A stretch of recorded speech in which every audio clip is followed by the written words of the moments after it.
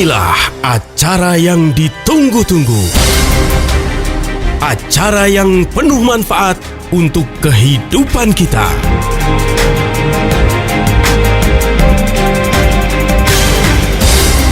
Kiat Sehat, awet muda tanpa obat. Hai, halo Ziman Lovers. Ketemu lagi dong kita hari ini. Senang deh pastinya kalau seminggu sekali kita hadir kembali dengan nuansa yang semakin mendekati bulan suci ya. Ditambah juga dengan pengetahuan dan wawasan kita mengenai kesehatan semakin lebih dan lebih bikin hidup ini semakin berwarna gitu kan. Jadi kita makin tahu bagaimana menjaga kesehatan, apalagi kalau sudah mendekati bulan Ramadan. Setiap muslim pastinya menginginkan kita bisa berpuasa sebulan penuh gitu, nggak usah pakai sakit-sakit gitu kan. Nah, hari ini di Kiat Sehat Awet Muda Tanpa Obat, persembahan dari Ziman, enzim antioksidan yang diproses dingin. Hadir saya Nina Amelia dan Pak Nyoto Setianto. Beliau adalah seorang pemerhati masalah kesehatan dan nutrisi. Halo Pak Nyoto. Halo Mbak Nina.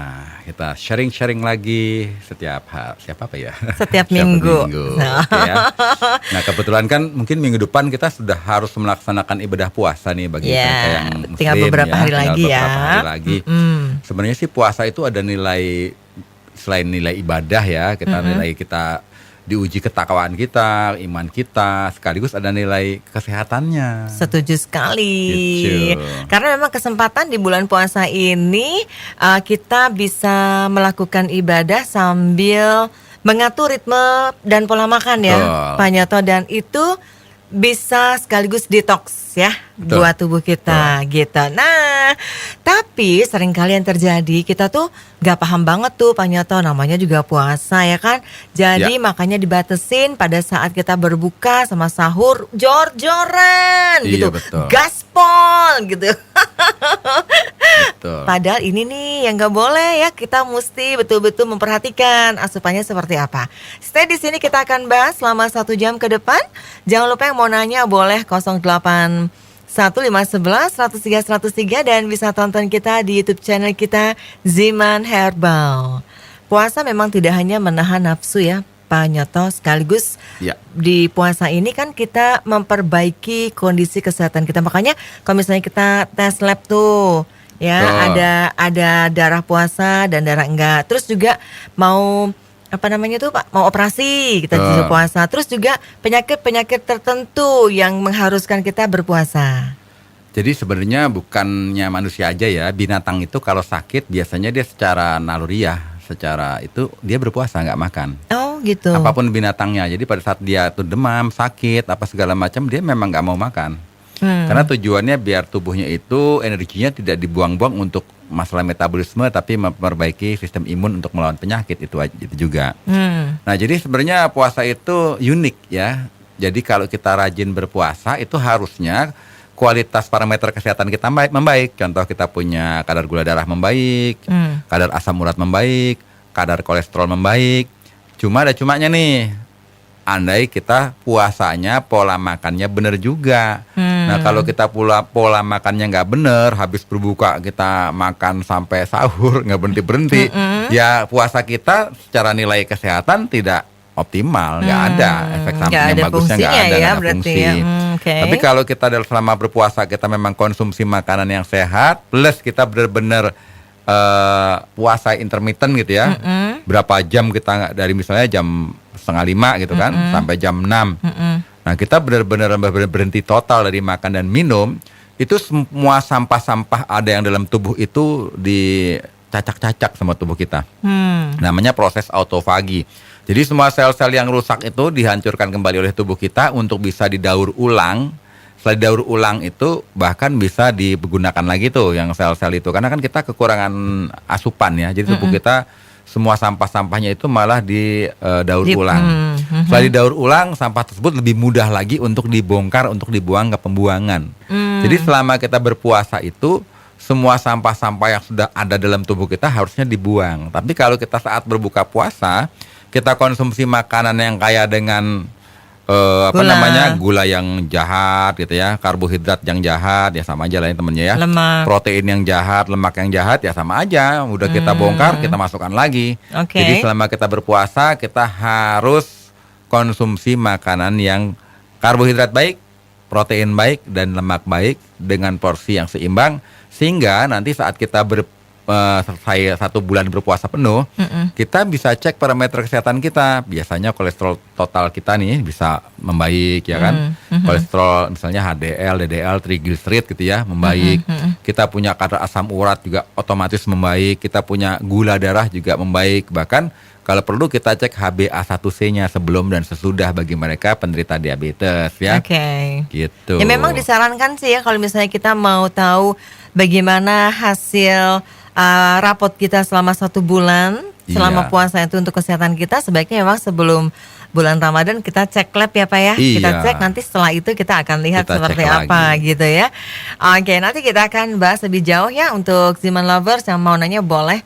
Seringkali juga kalau misalnya di puasa ini ada respon-respon tubuh yang kita rasakan gitu kan. Ya, betul. Misalnya panas ya, ada nggak panas Betul. kan pasti, terus ada lemes, Ada yang pusing-pusing, ada pusing, lemas-lemas. Kalau lemas mah betul. biasa lah ya. Bahkan ada juga yang sampai demam Betul. ya, terus malah daya tahan tubuh menurun. Nah nanti kita akan cari tahu kenapa begini ya, gimana caranya biar nggak begini. Jadi pada saat puasa kita tetap ceria, tetap lakukan pekerjaan seperti biasa. Oke, kuncinya ternyata ada di makanannya. Kita akan bahas lebih jauh lagi nanti Ziman Lovers ya. So jangan kemana-mana. Kiat Sehat Awet Muda Tanpa Obat akan kembali setelah yang berikut ini. Stay tune. Kiat Sehat, awet muda tanpa obat. Oke, kita lanjut lagi. Tema kita hari ini adalah Ramadan Sehat, Puasa Lancar ya. Masih di Kiat Sehat Awet Muda Tanpa Obat, persembahan dari Ziman, enzim antioksidan yang diproses dingin. Yang mau nanya boleh ya di 081511 103 103. Tadi sudah disampaikan Pak Nyoto bahwa puasa selain kita umat muslim beribadah ya, juga adalah kesempatan buat kita untuk merejuvenate dari tubuh kita ya, karena di puasa tersebut banyak sekali proses-proses dalam tubuh kita ini yang membongkar semua racun, membongkar semua sampah yang kemudian didaur ulang ya, istilahnya dia apa Pak? Iya, didaur ulang. Didaur ulang untuk kemudian justru bisa bikin kita semakin sehat. Tapi seperti tadi pertanyaan saya sebelum break Pak, seringkali kan ada sensasi-sensasi panas ya, sensasi yang nggak enak di tubuh deh. Biasanya kalau lagi pertama-pertama puasa itu kan kita butuh penyesuaian gitu kayaknya. Iya, benar-benar. Kalau nggak kuat iman sih ngebatal tuh pasti. Iya. Kok panas gitu, kenapa emang ya Pak Nyoto? Jadi kan begini ya, pada saat kita puasa kan kita otomatis kekurangan kalori ya kan, kurangan asupan kalori yang membuat energi buat tubuh kita.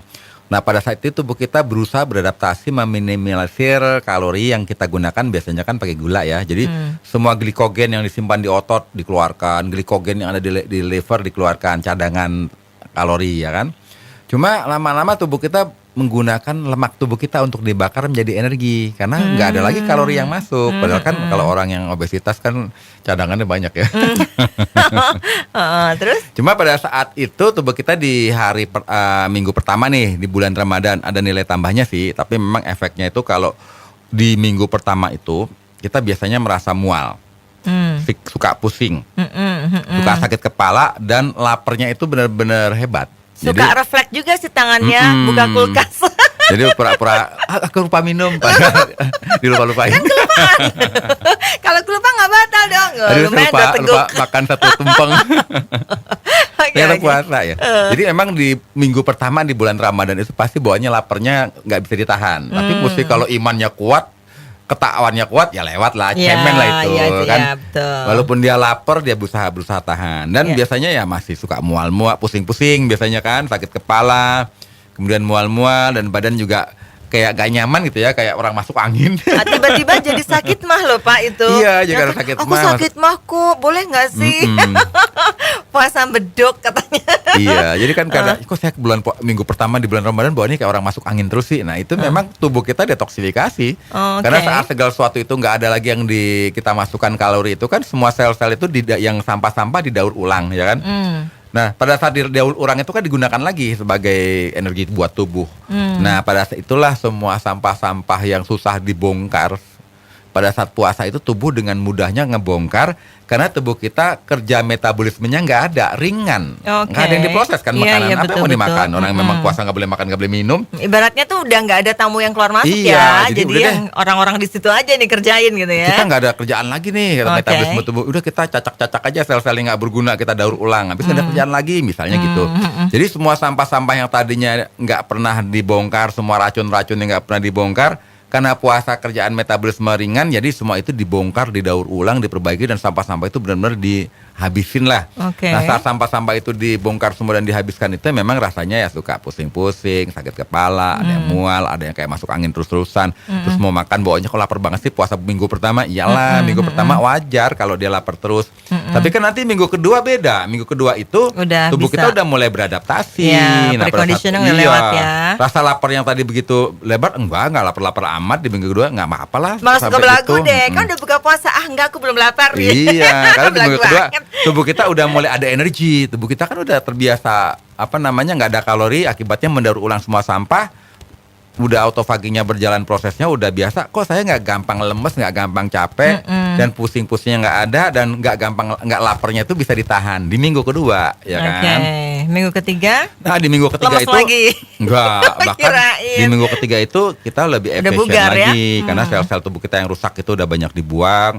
Dan tubuh kita udah mulai regenerasi sel-sel baru. Jadi usus besar kita, liver kita, ginjal kita, paru-paru kita pun sudah bisa detoksifikasi secara optimal. Nah biasanya di minggu ketiga ini lebih nyaman ya, udah bisa menikmati seperti kagak puasa aja, udah nyantai-nyantai aja, udah nggak kayak di minggu pertama ya kan. Dan kalau kita cek, kita punya parameter kesehatan, biasanya kadar gula darah kita udah cenderung turun dari yang biasanya. Di minggu ketiga itu? Iya, di minggu ketiga. Bahkan kalau kita punya tensi darah ya, bagi hipertensi itu juga sama. Biasanya tensi darah kita juga menurun, tekanan darah ya. Kemudian kita punya gula darah juga menurun. Kita punya kadar triglycerid juga menurun. Kolesterol total juga menurun. Bahkan kita punya asam urat juga menurun. Ya kan?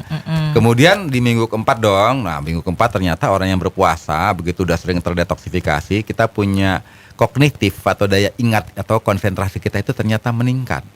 Karena organ-organ tubuh sudah memulihkan diri sendiri, semua racun sudah dikeluarkan gitu kan.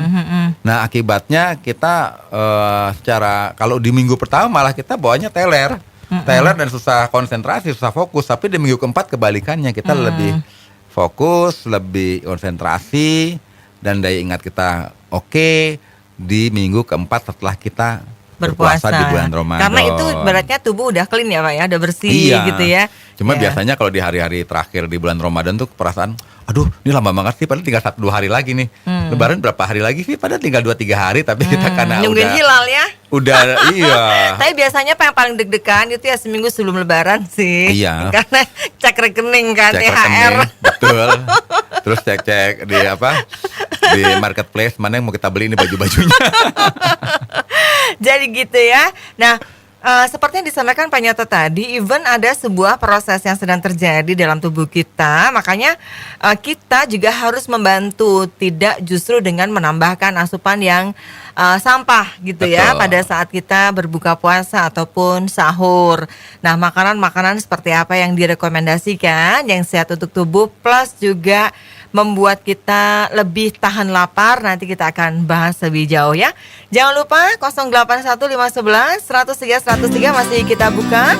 Bagi Anda mitra bisnis yang Ziman Lover, saya ingin bertanya ya. Kiat sehat, awet muda tanpa obat. Jangan lupa subscribe YouTube channel kita di Ziman Herbal ya, biar at any time. Kalau misalnya Anda butuh informasi mengenai penyakit dan kesehatan, Anda bisa tonton kembali. Dan kalau subscribe nanti ada yang baru, pasti ada notifikasi ya, biar gak ketinggalan informasi-informasi penting mengenai dunia kesehatan.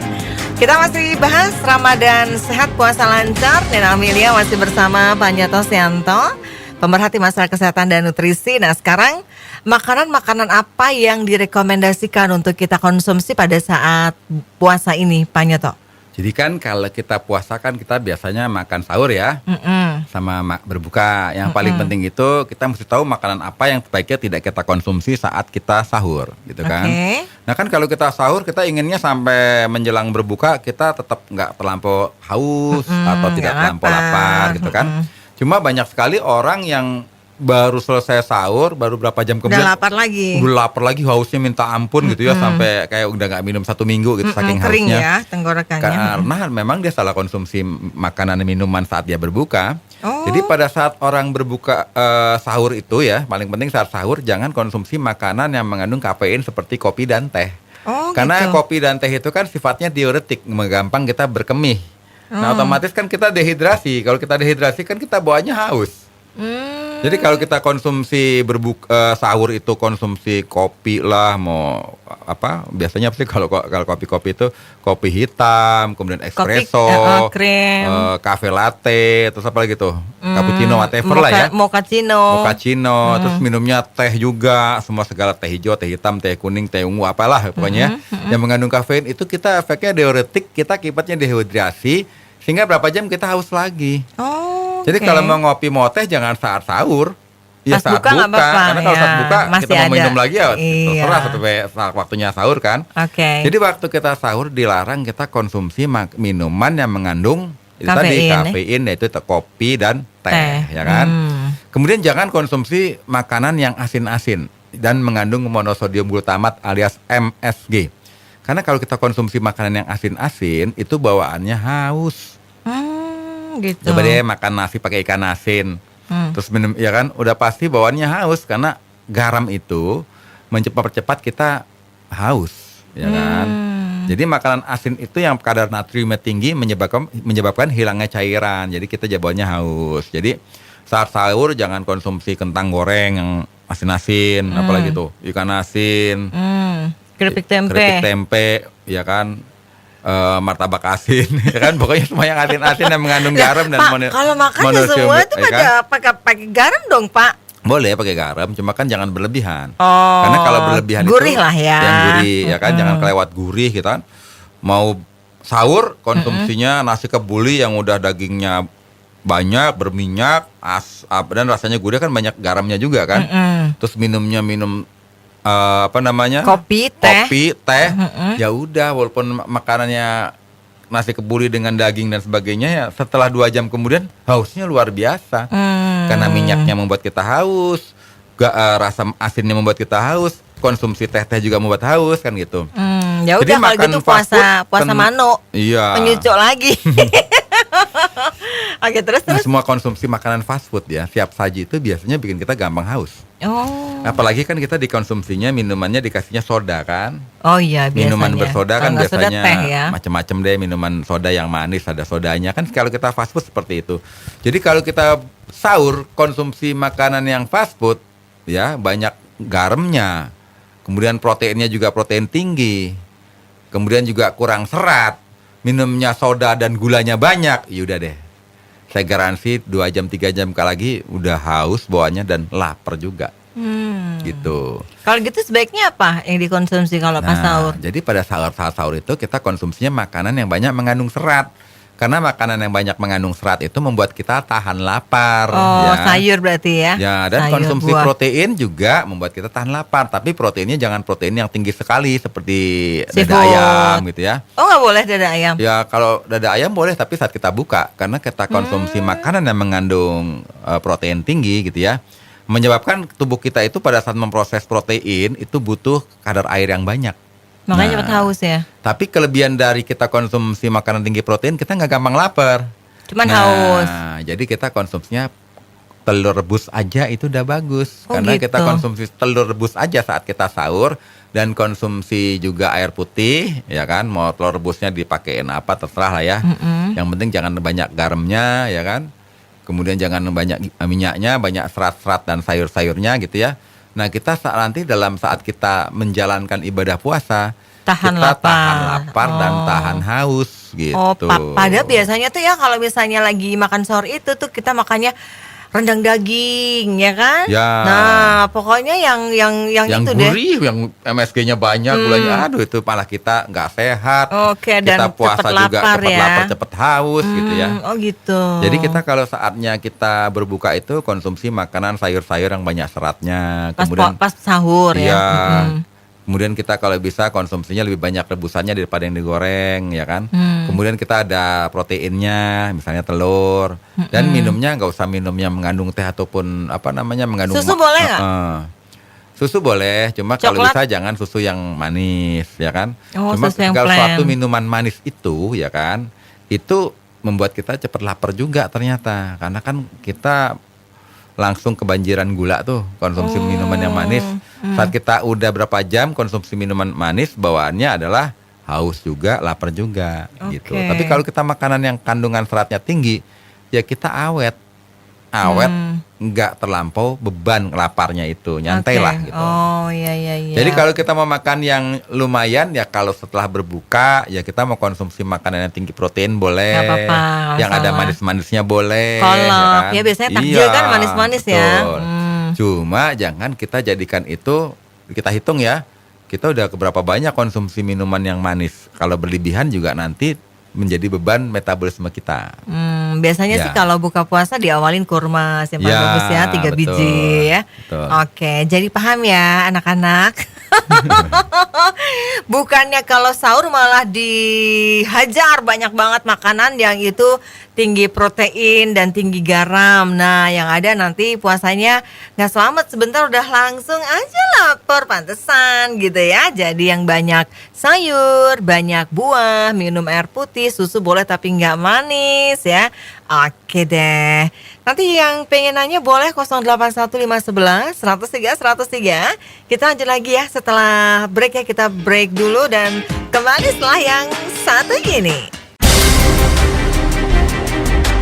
Kiat sehat, awet muda tanpa obat. Udah paham ya sekarang ya. Jadi kalau sahur makannya banyakin makanan yang berserat. Protein boleh ya, tapi jangan yang terlalu tinggi. Contohnya telur rebus ya.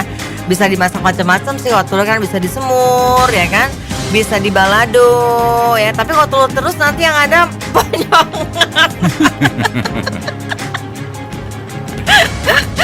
Sebenarnya sih kalau kita proteinnya nggak tinggi, kita kan bisa makan ikan juga bagus loh untuk orang yang bersahur gitu, konsumsi Oke, makanan ikan yang- bakar, Iya. ya, ikan di asam manis, boleh Iya, ya? betul. Ya, pokoknya jangan terlalu tinggi proteinnya, jangan asin-asin. Tapi kalau misalnya lagi buka puasa, agak lebar sih, boleh ya, Ya, gitu kalau ya. kita berbuka puasa kan kita mau haus tinggal minum. Ya, coba. Mau lapar lagi juga Biasanya minum. kalau buka Oke. puasa, Pak Nyoto makan apa?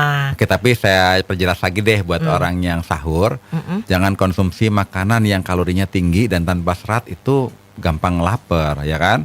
Contohnya kita sahur konsumsinya pakai roti putih, itu udah salah bener deh ya. Terus Oh. nasi putihnya 1 gentong, itu nggak banyak, nggak bagus. Jadi Oh, malah nggak boleh? karena yang kandungan kalori tinggi seperti roti putih kan nggak ada seratnya. Nggak ada Kalau kita serat. Kalau roti konsumsi- gandum boleh ya? Iya kan, roti gandum masih boleh. Kita konsumsi singkong, misalnya singkong rebus ataupun ubi rebus, itu malah ada seratnya kan gitu. Kalau nasi putih ya lebih bagus beras mati atau beras merah sekalian yang ada seratnya. Jadi lebih tahan lapar daripada beras putih. Oh. Nah, kalau semua roti-roti itu umumnya nggak ada seratnya, ya bawaannya kita makan banyak, sekarang kenyang, berapa jam lagi lapar Udah lagi. lapar Itu lagi. penyebabnya Oh, kan. Oke. Kemudian kita juga kalau konsumsi protein itu ya kita bisa makan ikan, ya kan. Ikannya Apa mau aja kalau dibikin ikan sup sih? apa aja boleh, ya kan. Kemudian ikan darat, ikan laut juga nggak masalah, seperti Asal telur bukan gitu ya. ikan duyung. Jangan ikan duyung, kasihan karena nggak tega makannya. Ya Oke, kan? tadi pertanyaan saya Pak Nyoto kalau buka puasa biasanya makanannya apa? Gorengan udah Kang jawab. Itu kalau gorengan itu udah umum sih di Indonesia itu. Nih Ya kan? sebulan penuh nih ya, sebulan penuh nih ya, lontong, bakwan, mie ya nggak sih? Sebab kan Itu kita terus kalau buka puasa kan biasanya mampir di masjid ya, yang gratisan gitu ya. Di masjid itu pasti yang disediain apa tuh? lontong. Enggak, rata-rata gorengan. Iya, lontong, gorengan, Lontong, gorengan, dah mie itu ya kan? pasti. Sama korma berapa biji ya kan? Iya, Nah, oke. Nah itu Nah gimana itu dong? yang kurang bagus sebenarnya ya kan. Kalau kita pingin benar-benar selain kita bisa tekun ibadah saat berpuasa dan malamnya juga beribadah, kita pun puasa dapat pahala ya, plus kita dapat kesehatan. Ya jangan banyak-banyak makanan yang goreng-gorengan, makanan yang kaya dengan garamnya tinggi, makanan yang banyak berkadar bergula tinggi, itu benar-benar mesti dikurangi. Saya sendiri kalau konsumsi apapun itu udah nggak pakai gula. Misalnya saya pesan kopi teh gulanya pisah, pesan jus gulanya pisah. Kadang mau saya pakai, kadang enggak. Misalnya saya pakai pun sedikit sekali. Oke. Karena kalau kita itu sudah kecanduan gula, ya udah deh sebentar lagi kita pasti kena penyakit metabolic disorder atau kerusakan sistem metabolisme. Pertama intoleransi gula darah dulu, lama-lama jadi pradiabetes ya, lama-lama jadi diabetes tipe 2. Kalau tipe 1 kan biasanya dari lahir udah sakit. Nah, Iya. apalagi kalau diabetes tipe 2-nya resistensi insulin. Nah, itu lebih susah Bahaya ya. lagi. Oke. Nah, bagi mereka yang berpuasa itu juga jangan lupa tidak melupakan olahraga, ya kan? Oh jadi tetap dong. Tetap. Cuma kalau olahraga ringan, misalnya jalan sore, lari kecil, pas mau buka. Olahraganya tinju. Iya. Jadi kalau tinju batalnya gara-gara nafsu sama yang lawannya kan. Kan nggak boleh. Gondok lapar tinju aja deh. Gitu. Oke. Jadi kalau berpuasa ya puasanya jangan pagi-pagi pas habis sahur langsung puasa olahraga kompetisi ya, Oh. balap lari, balap tenis, badminton, keringetan, ya lapar lagi haus lagi. Batal deh jadinya.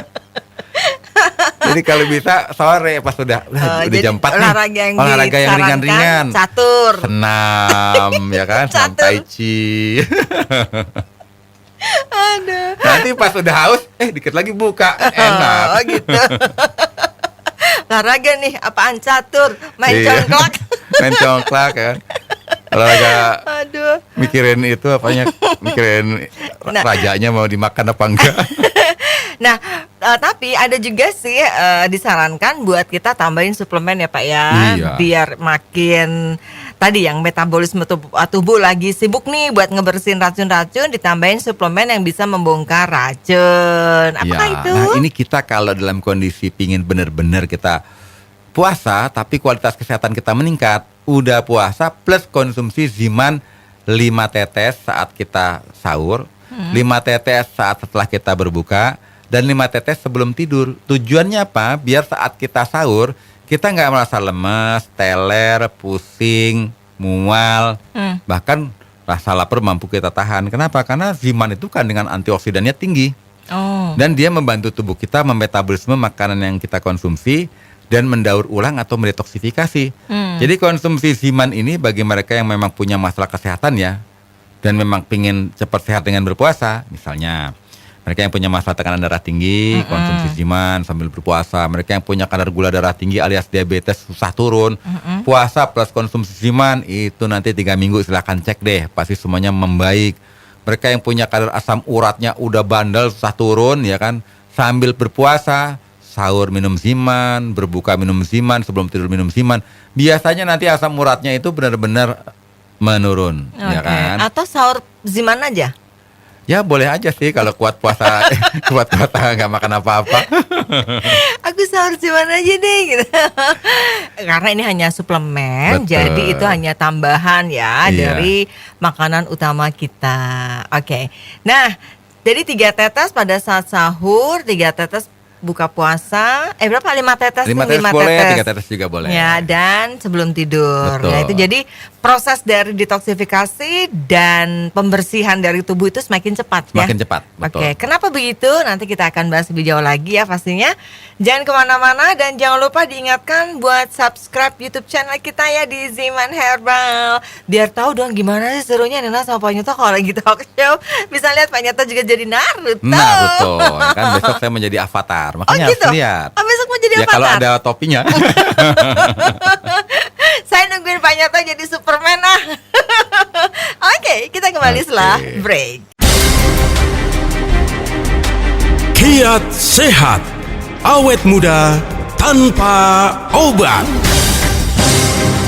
Jadi udah paham banget deh pokoknya sekarang ya Pak Nyoto ya. Makan Yo. makanan yang banyak serat ya, yang protein sedang, minum-minuman yang nggak ada kadar gulanya ya. Tambahin suplemen Ziman gitu ya, karena ini membantu banget buat proses metabolisme tubuh kita. Tapi kenapa Ziman begitu istimewa Pak dan semakin bagus dikonsumsi pada saat bulan puasa? Karena pertama ya, Ziman itu kan adalah makanan ya, bukannya obat. Tapi dia makanan yang mampu membantu tubuh kita untuk detoksifikasi. Karena dari saripati buah-buahan yang kaya dengan antioksidan yang sifatnya enzimatis. Artinya dia mampu untuk menggantikan fungsi dari enzim kita yang mungkin sudah mulai melemah, digantikan dari enzimatis buah-buahan yang ada dalam kandungan Ziman. Jadi sangat membantu sekali untuk detoksifikasi semua sampah dalam tubuh dan juga sangat efektif mencegah kerusakan dari sel-sel. Dan yang menarik dari Ziman ini, dia punya suatu zat yang disebut proseronin. Proseronin itu kalau nanti dirubah menjadi seronin, dia mampu untuk meregenerasi sel-sel dan menyehatkan kembali sel yang cacat menjadi baik. Oke. Jadi bagi mereka yang udah punya masalah keluhan kesehatan yang kronis gitu ya, dengan cara dia berpuasa, ya apalagi kalau pihak dari masyarakat muslim yang berpuasa itu kan sekaligus ada nilai ibadahnya ya, dan sekaligus juga ada nilai kesehatannya kalau dia pola makannya itu benar dan konsumsi juga Ziman. Dan yang menarik lagi adalah suatu penelitian di Timur Tengah ya. Di sana orang Timur Tengah itu Timur Tengah itu rata-rata makannya kan daging kambing ya. Dan mereka konsumsi protein tinggi. Biasanya daerah di negara di mana banyak konsumsi protein tinggi itu kadar kansernya orang yang menderita kanker itu tinggi. Tapi uniknya kenapa di Timur Tengah itu penderita kankernya sangat minim sekali. Karena puasa itu. Ternyata karena di Timur Tengah itu walaupun mereka konsumsi daging, mereka udah tiap tahun rata-rata berpuasa di bulan Ramadan.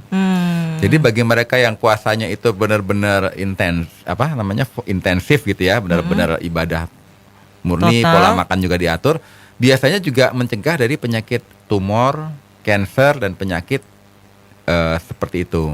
Apalagi ditambah konsumsi Ziman secara rutin. Jadi bagi mereka yang konsumsi Ziman secara rutin dan juga suka berpuasa intermittent gitu ya untuk detoksifikasi, itu jauh dari penyakit kanker atau kanker atau penyakit tumor ganas gitu. Gitu ya. Jadi mulai ini nih sebentar lagi kan, jadi kita sudah mesti ingat-ingat baik-baik agar supaya semuanya bisa berjalan lancar, sehat, ibadahnya dapat, sehatnya dapat ya. Nah, mau tahu di mana bisa dapetin Ziman? Silahkan Anda boleh hubungi radio kesayangan Anda ini, atau Anda juga bisa cari di marketplace karena sudah banyak sekali ya. Iya, betul. Jangan lupa dikonsumsi. Mulai sekarang sudah boleh langsung aja konsumsi Ziman. Jadi nanti makin sehat ya kesananya, makin sehat. Body ini makin siap. Jadi saat gitu. bulan puasa kita udah punya kondisi fit agar kita bisa berpuasa 1 bulan penuh. Ya kan kalau kita sakit kita batal kan mesti bayar utang juga. Betul. Setelah puasa. Tapi ya jangan kan? lupa juga yang mesti dijaga adalah lidahnya. Iya, karena kan berpuasa bukan sekedar mencegah dari lapar dan haus, tapi tidak boleh berbuat hal-hal yang menyakiti orang. Betul. Tidak boleh berbuat hal-hal yang Emang itu cuma puasa doang. Iya, setiap hari ya. Ya artinya di Tapi bulan lebih puasa harus menahan diri ya, jangan lebih emosi. berbuat baik kepada banyak orang, berbuat kebajikan dan menjauhi hawa nafsu yang buruk. Kan Ya, gitu. pokoknya kan orang berpuasa nggak boleh marah. Kalau marah batal loh. Aku besok Ya kan? puasa mau godain Pak Nyoto. Kita Jadi mau lihat. ada orang saya berantem, saya marah, tapi saya nggak pakai hawa nafsu tuh nggak mungkin. Atau gini, dia mau diajakin marah. tahu nggak, saya puasa loh. Ya, Iya. jadi nggak jadi marah. Jadi nggak jadi marah, lagi berpuasa, nanti marahnya pas buka aja. Sama aja, tunggu dulu ya, ditunda. Oke, jadi mudah-mudahan apa yang kita sampaikan ini bermanfaat buat Anda Ziman Lovers ya. Pastinya kita semua berharap 1 bulan penuh kita bisa melaksanakan apa yang jadi kewajiban umat muslim. Kita juga bisa semakin sehat setelah kita tahu asupan-asupan apa saja yang selayaknya kita konsumsi pada saat bulan puasa. Pak Nyoto, terima kasih ya. Sama-sama, Mbak Nena, Mohon terima maaf lahir kasih. batin ya Pak Nyoto kalau ada Mohon maaf salah lahir ya. batin, sama-sama, ya kan? Mumpung mau Ramadan ya. Betul. Kita ketemu lagi minggu depan pada saat bulan puasa. Nena Amelia. Saya Nyoto Sianto. Salam sehat, awet muda bersama Ziman. Dah. Dah.